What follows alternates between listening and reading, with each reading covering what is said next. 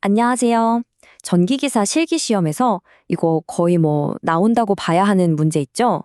네, 오늘 다룰 보호계정기 오동작 원인이 바로 그 문제입니다. 단답형이든 서술형이든 정말 자주 나오니까요. 오늘 이 시간으로 확실하게 머릿속에 저장해 가시죠. 네, 맞습니다. 그냥 중요한 게 아니고요. 합격을 좌우할 수도 있는 단골 문제입니다. 오늘 제 설명만 딱 집중해서 들으시면 시험장에서 이 문제를 만났을 때 아는 문제 나왔다 하면서 그냥 술술 쓰게 되실 거예요. 자, 그럼 한번 제대로 파헤쳐 볼까요? 보호계전기라는 게 우리 전력 시스템을 고장으로부터 딱 지켜주는 뭐랄까 든든한 수호신 같은 존재잖아요. 그런데 말이죠. 이렇게 믿음직한 수호신이 가끔 엉뚱한 행동을 하거나 아니면 정작 필요할 때 가만히 있는 그런 실수를 저지른단 말이죠. 도대체 왜 이런 일이 생기는 걸까요? 그 원인은요, 크게 세 가지로 정리할 수 있습니다. 제가 오늘 이 원인들 절대 안 잊어버리시게끔 아주 특별한 캐릭터, 바로 세 명의 문제아에 빗대서 설명해 드릴게요. 이 문제아들이 우리 수호신, 보호계정기를 어떻게 속이고 또 방해하는지 지금부터 한 명씩 만나보겠습니다. 자, 첫 번째 문제아입니다. 별명은 과장된 손님, 본명은 여자 도립전류라고 하죠.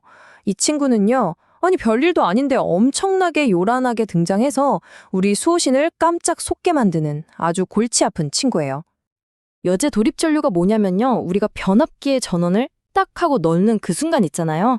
아주 짧은 시간 동안 평소 흐르던 전류에 막 몇십 배나 되는 어마어마한 전류가 확 하고 흐르는 현상이에요. 근데 여기서 제일 중요한 건 뭐다? 이건 실제 사고나 고장이 아니라는 겁니다. 그냥 전원 켤 때 생기는 자연스러운 현상일 뿐이에요. 자, 그럼 스토리가 어떻게 되냐면요. 변압기 스위치를 올리는 순간 이 과장된 손님이 짠 하고 나타납니다. 순간적으로 엄청난 전류가 흐르니까 이걸 보고 있던 계전기 입장에서는 갑자기 엄청난 전류가 들어오니까 큰일 났다, 고장이다 이렇게 오해를 하는 거죠. 결국 실제 고장도 아닌데 차단기를 툭 내려버리는 실수를 하게 되는 겁니다. 정리하면 첫 번째 원인은 바로 이겁니다. 고장인 척하는 요란한 가짜 신호에 우리의 수호신이 속아 넘어가는 경우. 아시겠죠? 좋습니다. 그럼 두 번째 문제아를 만나볼까요? 이 친구의 별명은 정보를 왜곡하는 전달자입니다. 이름은 변유기 포화고요. 아주 중요한 정보를 위로 정확하게 보고해야 하는데 중간에서 말을 싹 바꿔버리는 그런 역할입니다. 변류기, 우리가 CT라고 부르죠? 이건 아주 큰 고장 전류를 계전기가 알아볼 수 있는 작은 신호로 바꿔서 지금 상황이 이렇습니다 하고 보고하는 역할을 하거든요. 그런데 단락사고처럼 정말 상상도 못할 고장 전류가 흐르면 이 변류기가 감당할 수 있는 한계를 훌쩍 넘어버려요. 이걸 포화 상태라고 합니다. 그럼 어떻게 되겠어요?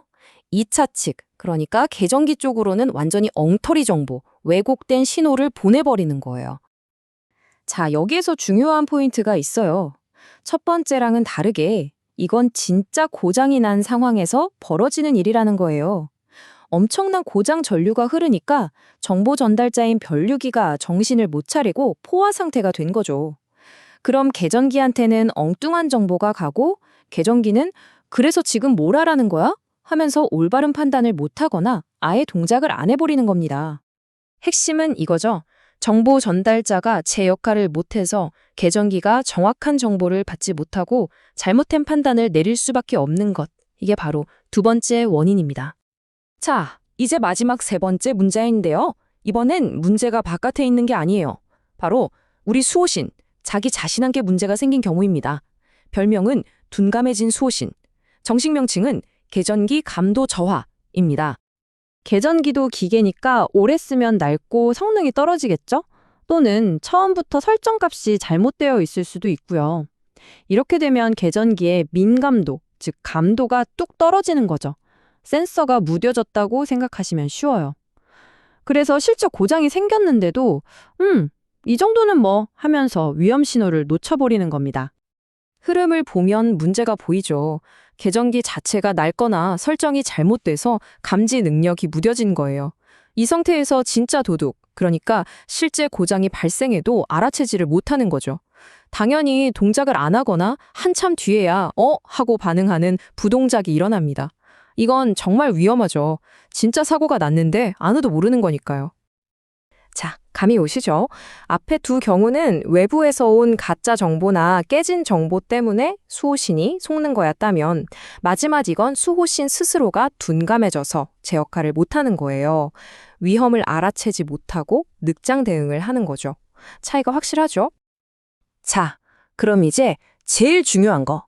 이 골치 아픈 세 가지를 시험장에서 완벽하게 떠올릴 수 있는 저만의 암기 비법 알려드릴게요. 다른 거 다 필요 없습니다.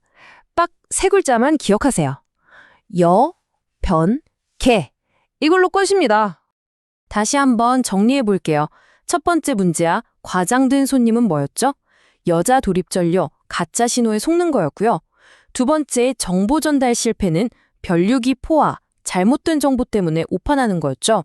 마지막 둔감해진 수호신은 계전기 감도 저하, 반응 자체가 늦어지는 거였습니다. 바로 이 문장입니다. 여기는 변수가 계속 생기네. 딱 사고 현장 같지 않아요? 막 정신없고 여기서 여는 여자 도립 전류, 변은 변류기 포화, 개는 계전기 감도 저하. 어때요? 입에 착 붙죠? 여기는 변수가 계속 생기네. 답안지에는 이 세 가지.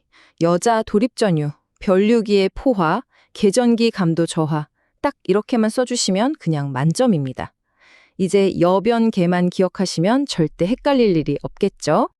이제 보호계전기 오동작 원인 세 가지를 서술하시오라는 문제 시험에 나오면 아싸 점수 주는 문제다 하고 반가워하실걸요.